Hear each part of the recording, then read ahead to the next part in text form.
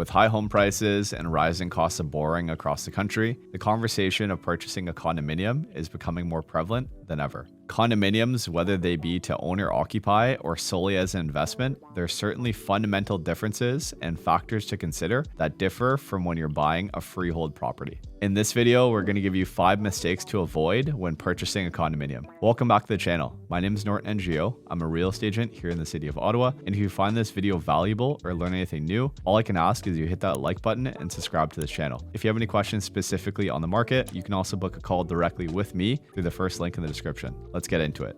Mistake number 1, not reviewing the condominium status certificate. When purchasing a condominium, it's absolutely paramount to have your representative contact the listing agent for the property and ask for the condominium status certificate, or if they don't have it on file, have your agent be proactive and contact the property management company for the condo and order that status certificate. This will typically range you between $100 to $200. It's important to remember the timeline of events when discussing the status certificate. You'll typically want the review of the status certificate by a lawyer as a condition within your offer to purchase this condominium. It's also important to remember if you're purchasing a condominium and ordering a new status certificate, this can typically take between 4 to 7 business days, depending on if you're rush ordering the certificate. The status certificate, I often give our clients the analogy, it's a golden book for the condominium, outlining the reserve fund details, any financial details we should know, the rules and regulations, or if there's any legal proceedings that are outstanding that you as the buyer should be aware of. I often break it down for our clients in the sense that any information that you as a buyer would want to know ahead of time before proceeding on the purchase can be found within this long legal document. You want to have your legal representative review this document and circulate a report to outline if there's any findings that you as the buyer should be aware of before proceeding. Buyers who do not review the condominium status certificate can certainly be making a costly mistake, so make sure you do your due diligence. Coming in at number 2, not knowing the tenant to owner ratio in the condominium.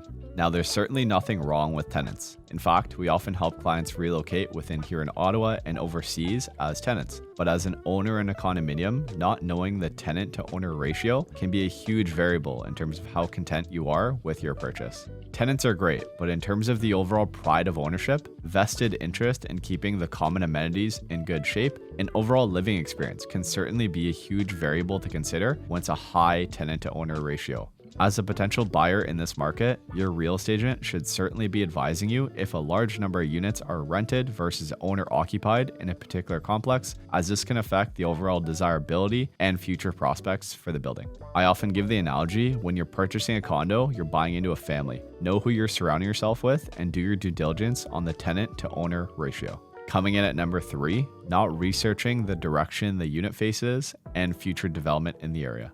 As a prospective owner in a condominium, you want to know what direction your building faces, and most importantly, what direction does your unit face, as if you have a balcony, for example, this can certainly be a focal point and a selling feature for you in the future and affect the sunlight that's coming into your building. If purchasing in a high-rise condominium especially, you want to do your due diligence in terms of what the prospects are of development in the surrounding areas. If what you have right now is an unobstructed view of the city skyline, but in the next 5 years there's plans for a new high-rise building that will affect this, I would certainly want to know this ahead of time. Now, with that said, you can only control what you can control, and it's not always evident in terms of what development plans are in store, but your real estate advisor should certainly go to great lengths in terms of researching with the city, knowing what development plans are in the area or who owns the land, for example, to help educate you in terms of what potentially could be there.